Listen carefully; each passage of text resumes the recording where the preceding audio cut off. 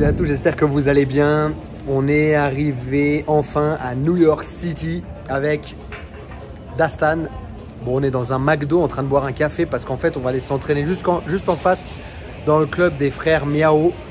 Alors, je pense que ça va être essentiellement en kimono, mais au cas où j'ai pris mon kimono et mon short Rashguard pour m'entraîner là-bas. Bah, je vais essayer de filmer un maximum. Qui vont me laisser filmer ou pas, je sais pas comment ça va se passer. Bah voilà, j'espère que vous allez kiffer. N'oubliez pas de commenter, liker, abonnez-vous. Et puis dans la description, il y a plein de cadeaux pour vous. Allez checker ça. Allez, c'est parti. Ah, je vous ai gâté. On commence avec une technique avec les deux frères Miao. Alors c'est tous les dimanches, ils font un open mat ouvert à tout le monde. Tout le monde peut venir. Pour les crevards, il n'y a pas besoin de payer. Et on peut s'entraîner avec des champions du monde. Donc là, en fait, ils se sont pas mal spécialisés sur... Alors, j'ai toujours pas compris la différence entre la Barato Plata et la Tarico Plata. Mais il me semble que là, c'est la Barato Plata. Ah, ils sont assez marrants, les frères Miao, là. Depuis qu'ils sont livrés à eux-mêmes, ils sont beaucoup plus... avant, bah voilà, ils étaient sous un prof. Donc quand on est sous un prof ou quand on est avec un prof, bah, si on ne veut pas ternir à son image, on évite de faire trop de blagues. Donc maintenant, comme c'est... Ils ont monté leur propre club. Alors c'est pas New York même, c'est dans le New Jersey, mais c'est juste à côté de New York. Hein. Si vous êtes à New York, vous êtes obligé d'aller là-bas. Donc là, un des détails qu'il a montré par rapport à il me semble que c'est la Barato Plata. Donc en fait, c'est que moi, quand j'essayais de la faire, bah, je mettais trop d'espace. Et là, en fait, vous avez vu, il me dit de coller bien le coude à mon corps, à mon buste, mon plexus. Alors, Dastan est assez souple, et c'est ce qu'il dit là, Johan. Il dit, oh là là, ton partenaire, il est souple de fou, là. Mais voilà, normalement, il n'y a pas besoin d'aller aussi loin, et l'adversaire va taper.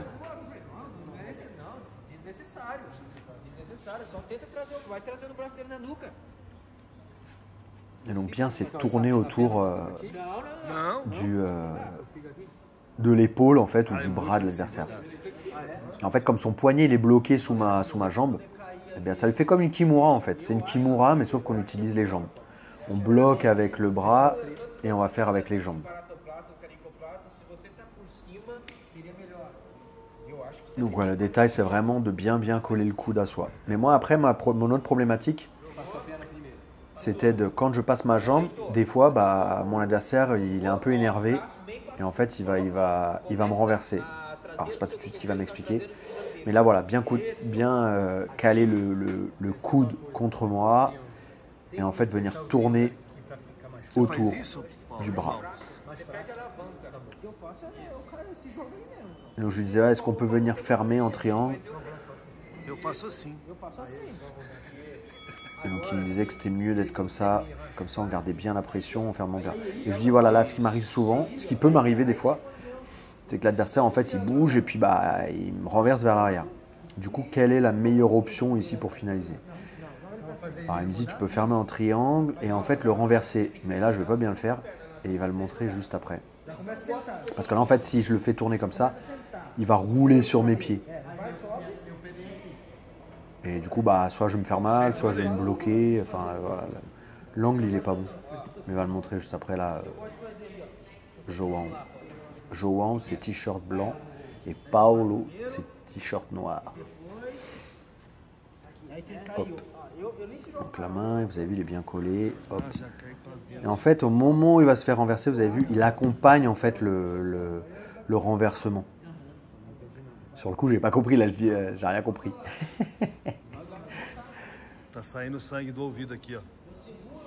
En fait, c'est de bien, c'est d'accompagner. Au moment où il va pour me renverser, et en fait, je vais tourner en même temps. Regardez.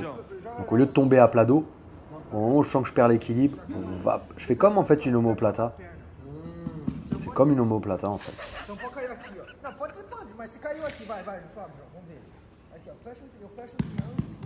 Et là, on peut fermer en triangle. Là, la cuisse. Vous avez vu là les petits détails en plus, là, l'intérieur de la cuisse sur le dos. Fermé en triangle.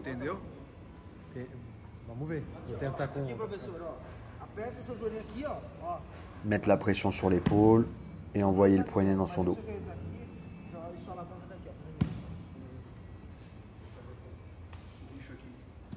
Se fizer em mim, vai funcionar mais fácil. Voilà, Dastan. Dastan, il comprend rien, Dastan. Alors, on est là, tac. Bien fermé. Boum. Et donc là, au moment... Oh, mais je crois que je ne vais pas y arriver à le faire.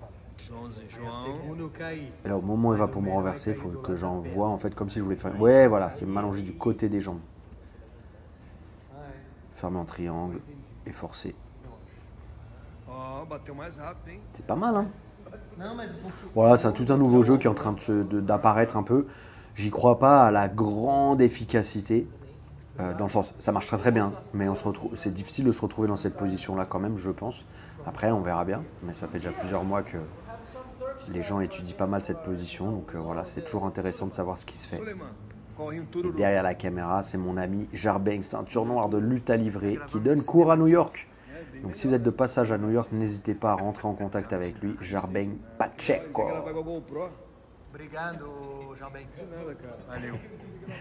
Ça fait que se charrier tout le temps.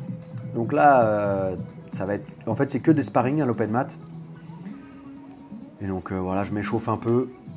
Donc j'ai trouvé quelques... Comme vous avez vu là dans ma routine, qu'on a vu précédemment dans un autre vlog. Si vous ne l'avez pas vu, allez la voir. Eh bien, en fait, je m'étire un petit peu plus les hanches pour pouvoir regagner un peu en mobilité là-dessus. J'ai jamais eu une grosse mobilité, mais j'étais quand même bien mieux quand j'avais 18-20 ans.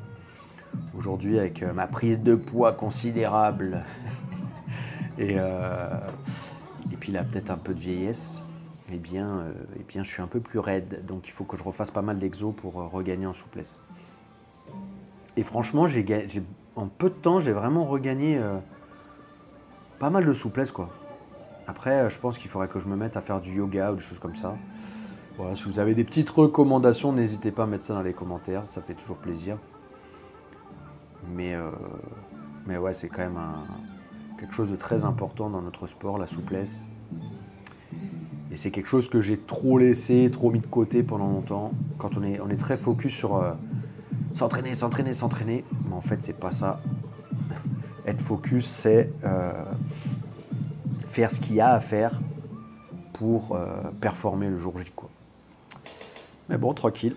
J'ai appris ça avec les années. Et aujourd'hui, on essaie d'appliquer ce qu'on a appris. Donc ça, c'est tous mes petits exos avant de... Alors, on est sorti de l'aéroport, sorti de l'avion et on est venu direct, hein. Bon, après, on s'est réveillé un peu tôt, mais bon, c'est souvent ce que je fais. Le pire que j'ai fait, c'était Rio, Las Vegas. Rio, Las Vegas, où je suis arrivé et j'ai fait direct entraînement. C'était la semaine de la DCC avec Mika Galvao, Fabricio André, il y avait Cyborg, Wagner Rocha, Damien Maya. Je peux vous dire que c'était compliqué. Là, ça va, là, c'était un petit vol. Bon, on n'est pas trop fatigué. Donc là, je suis avec mon ami Jarbeng. Jarbeng, c'est moi qui lui ai remis la ceinture noire en lutte à livrer avec l'autorisation de son professeur. Parce que il était ceinture marron en allant aux États-Unis, puis en fait il ne pouvait plus retourner au Brésil pour l'instant, faute de moyens. Et du coup il a largement le niveau, vous allez voir, hein. Bon là c'est en kimono.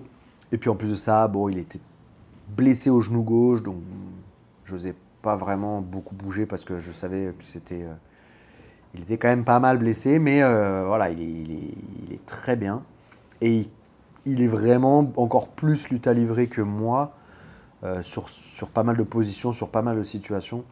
Donc vraiment, si vous vous intéressez à la lutte à livrer, l'entraînement sans kimono, n'hésitez pas à aller le trouver sur New York. Alors là, il m'a passé une position qu'on verra chez lui quand on ira s'entraîner dans son club, dans le prochain vlog.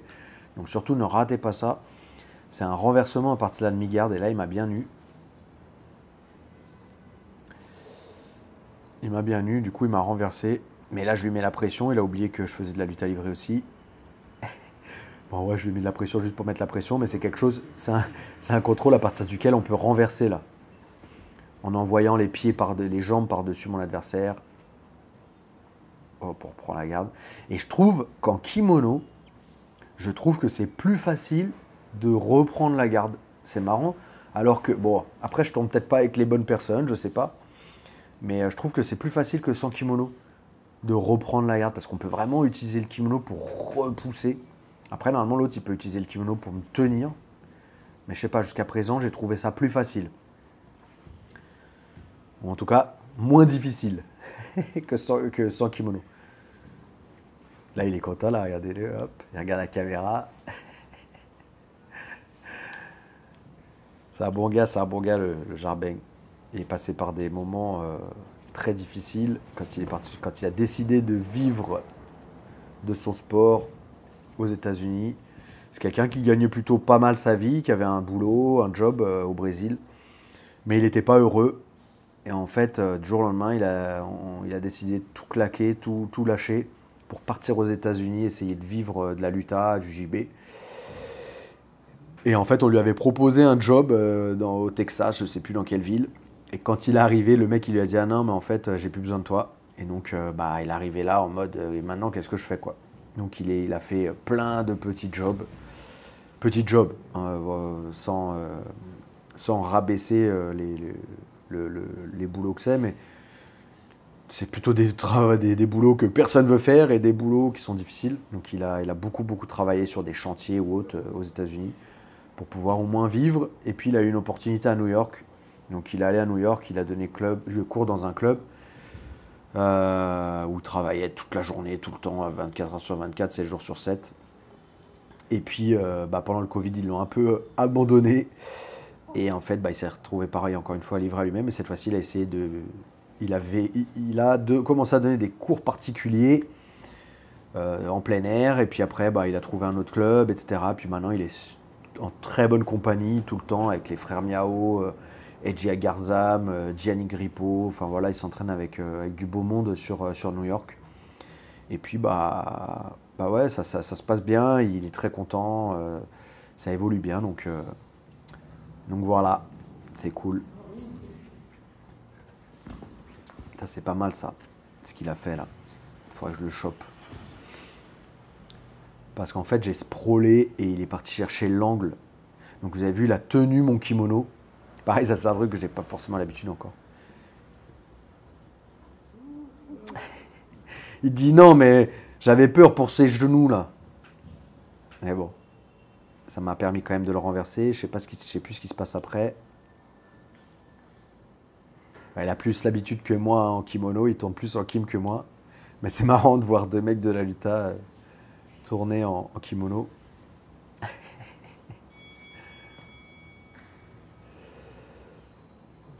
Ouais, hop, le genou.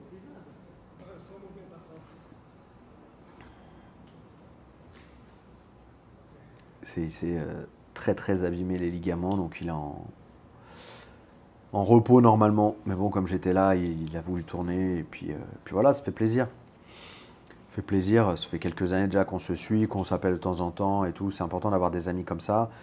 Et puis il est dans un endroit au monde très orienté business et puis avec vraiment un mindset très intéressant. Donc c'est toujours intéressant de discuter avec des gens comme ça. Grand honneur pour moi de pouvoir faire un sparring avec Paolo Miao. Grand honneur pour moi. Alors bon, en kimono. Déjà que sans kim, c'est compliqué. Alors en kimono, ça l'est encore plus. Je sais même pas comment gérer sa garde. Je sais même pas ce que je peux faire. Donc au début, là, on filme de loin. Mais après, Jarbeng prend le relais et va filmer. Donc vous allez voir un peu plus près. Vous avez vu tout de suite, hein, il m'attrape, il me contrôle, il évite que je puisse me déplacer. Là, vous avez vu, j'essaie de refaire un peu toutes les techniques que je connais, mais il y a pas mal de choses il y a pas mal de situations où je ne sais pas trop quoi faire.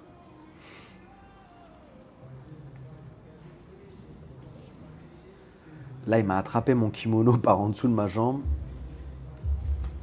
On dirait vraiment un débutant, quoi.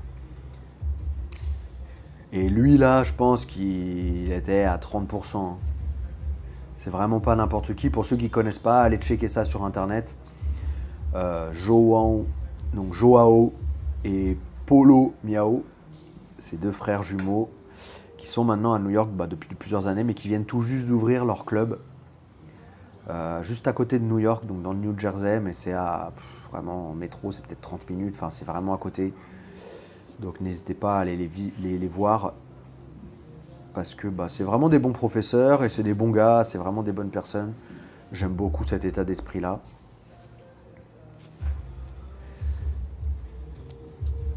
Donc là, je suis content, j'ai réussi à sortir de là, mais bon, je pense qu'il était encore une fois pas forcément à fond, puis qu'il travaillait quelque chose. En fait, on ne sait jamais. Hein. Quand vous tournez avec quelqu'un, on ne sait jamais c'est quoi son objectif. Une fois, je tournais avec Mika Galvao, je tournais avec lui, ah, il m'a pas finalisé. Puis en fait, son objectif pendant tout le sparring, c'était de me prendre le dos. Et il m'a pris le dos 25 fois. Donc, on ne sait jamais, il faut jamais trop juger comme ça. Mais là, ce qui est sûr, c'est que il était pas. Bon, là, il essaie de me faire la Barato Plata. Mais comme je vous le disais, je pense que c'est quand même quelque chose qui est difficile. Après, je peux me tromper. Hein. De toute façon, je vais me faire finaliser là-dessus prochainement. C'est souvent ça en plus, quand je respecte pas une position, je me la prends. Hop. Vous avez vu, comme il essaie absolument de faire ça, il me donne un peu plus d'opportunités parce que. Alors que s'il faisait un jeu qu'il maîtrise beaucoup plus, il me battrait facilement. Quoi. Donc voilà, puis je pense qu'il y a bien plus que 10 kilos d'écart. Mais c'était vraiment. Ça, c'est super ça. C'est un truc que Diogo il fait, que j'essaie de rajouter aussi dans mon jeu. Et c'est vraiment un truc bien, quoi. C'est de venir faire comme un arm drag ou deux bras sur un bras pour donner la possibilité de rentrer dans les jambes.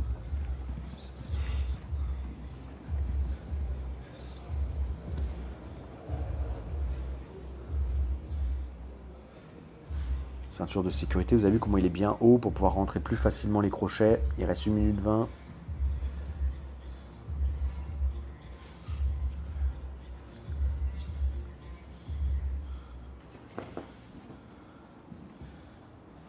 J'avais tourné avec son frère, Joan Miao, en sans kimono, il y a quelques mois. D'ailleurs, si ça vous intéresse, je peux mettre la vidéo. Alors, je ne sais pas ce que j'ai exactement, je ne sais pas si c'est en très bonne qualité, mais je peux essayer de vous partager ça si ça vous intéresse. Donc, mettez-moi ça dans les commentaires. Là, vous avez vu là, le contrôle. Alors, moi, j'essaie de ne pas lâcher sa main. Vous avez vu à droite, là? Je contrôle sa main parce que il a besoin ou de sa main, ou de sa main pour finaliser, ou de sa main pour se déplacer. Et du coup, vous avez vu, en fait, quand il me tient que avec une seule main, il y a un côté où je peux sortir en fait. Mais dès qu'il me tient avec deux mains, je suis bloqué des deux côtés, donc je ne peux pas tourner. C'est les mêmes principes un peu que j'utilise pour la lutte à livrer. Hein. C'est un peu ces principes-là. Il y a toujours un côté où on peut tourner, un côté où on ne peut pas tourner, ou plutôt comme le triangle de bras, on va dire plutôt. Donc il faut aller regarder quel côté on peut. Oh là là, je suis horrible, je ne sais pas quoi faire, quoi. Hop là. À part défendre ou profiter quand il y a du mouvement. Mais je sais pas, j'ai pas assez de technique sans kimono. Même en kimono et sans kimono, hein, ça serait la même galère. Mais ouais. C'était pas long le sparring, hein, c'était 5-6 minutes, je crois.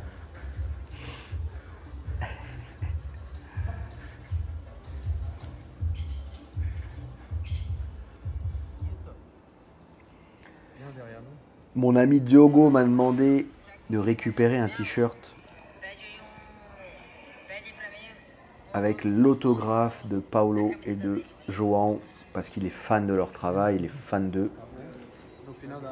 Donc voilà, juste après, et on va voir ça. Petite séance de dédicace, ça fait plaisir.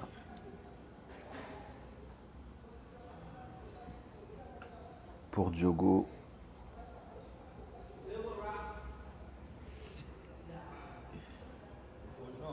Donc comme je vous ai dit, leur club, hein, n'hésitez pas, si vous êtes de passage sur New York, allez les voir. Ils sont essentiellement, leurs cours sont essentiellement en kimono, mais je pense qu'ils ont aussi des cours sans kimono, donc n'hésitez pas à aller les voir. Et Jarbeng, lui par contre, il donne cours sur Manhattan, donc n'hésitez pas à le contacter. Si vous avez besoin de ses coordonnées, n'hésitez pas à me contacter sur YouTube ou autre. Je vous donnerai ses coordonnées. Sinon, vous pouvez le trouver sur Instagram assez facilement. Vous tapez Jarbem, J-A-R-B-E-M, Pacheco, P-A-C-H-E-C-O. Il se fera un plaisir de vous recevoir, même pour des cours collectifs, cours particuliers, ou même vous emmener aussi chez les frères Miao ou autre. Donc voilà, n'hésitez pas à le contacter. Non, mais là, c'est une deixa, c'est tá bom. Acho que tá bom já. Et pour terminer, une petite photo qui fait plaisir. Entraînement chez les Miao terminé. On est parti récupérer notre hôtel. Et là, on est à Times Square. Et on va descendre un peu sur Manhattan pour aller chercher un resto parce qu'on n'a pas mangé depuis ce matin et on commence à avoir la tête qui tourne. Donc c'est parti. Vous allez venir avec moi, bien évidemment.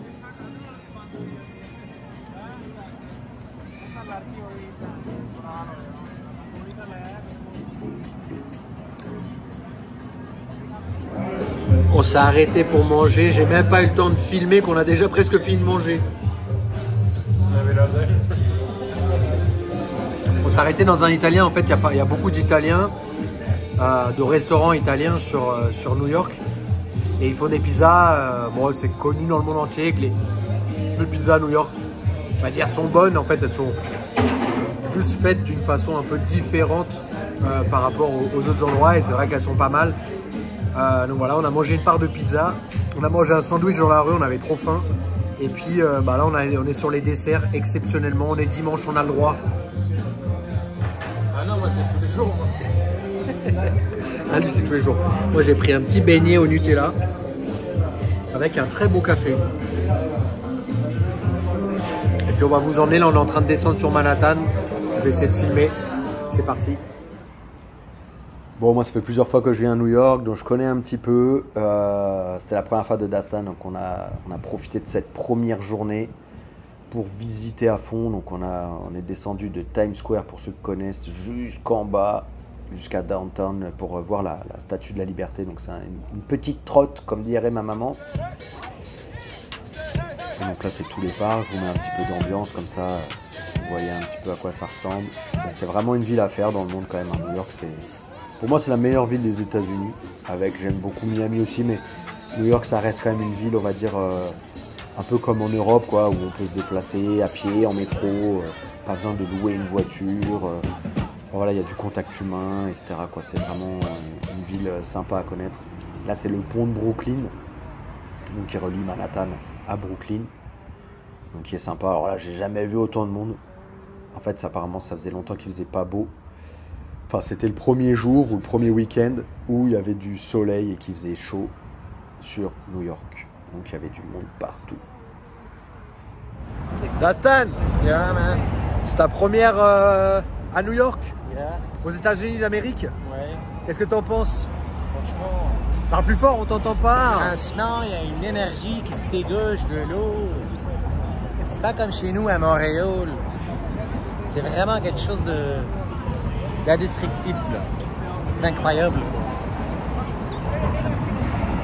J'essaie de faire un truc sérieux, mais lui, il faut qu'il rigole. Bon, on est pas mal à New York City. New York City, moi, ça fait la 5e fois peut-être que je viens. Ouais. J'étais déjà venu pour des compétitions. La première fois que j'étais venu, c'était après mon premier ADCC qui avait eu lieu à 200 km d'ici, en fait, entre New York et Philadelphie.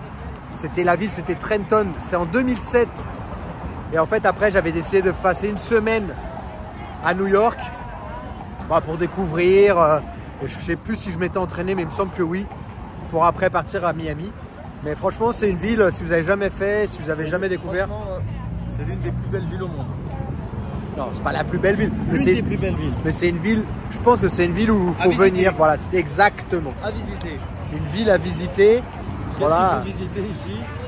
Le pont de Brooklyn, Central Park, la Statue de la Liberté. Bon, à part ça, il y a plein d'autres trucs. Manhattan aussi, c'est immense. C'est surtout vivre en fait et se promener. Enfin voilà, moi c'est quelque chose que j'aime beaucoup faire quand je viens à New York. C'est faire tout Manhattan, puis bon, essayer d'aller m'entraîner dans les clubs. On a marché comme des dromadaires aujourd'hui. Mais voilà, kiffez si vous avez l'opportunité. Il y a des clubs aussi, d'ailleurs, vous pouvez aller vous entraîner chez Johan et Paolo Miao, vous pouvez aller là-bas. Ils font du kimono et du sans kimono, ils sont surtout connus pour le kimono. Puis après, il y a plein d'autres clubs aussi à Manhattan, donc n'hésitez pas. Comme ça fait un voyage aussi bien touristique que sportif. Donc profitez-en. Et puis si c'est un voyage qui peut vous intéresser aussi en mode camp d'entraînement sur peut-être 4-5 jours, venir à New York, visiter et s'entraîner, mettez ça dans les commentaires. Et puis voilà, on est pas mal. Dastan. Franchement, c'est les meilleures vacances. Quand tu allies les deux, touristique et sportif, c'est top. Hein. Voilà, j'espère que ça vous a plu ce vlog. Je vous laisse, on est ici sur le pont de Brooklyn. On va aller se promener encore un petit peu. J'espère que ça vous a plu. Comme d'hab, commentez, likez, partagez. N'oubliez pas dans la description, allez récupérer maintenant la vidéo gratuite rien que pour vous. Et puis on se voit une prochaine fois ou dans une prochaine vidéo. Allez, merci à tous. Ossa!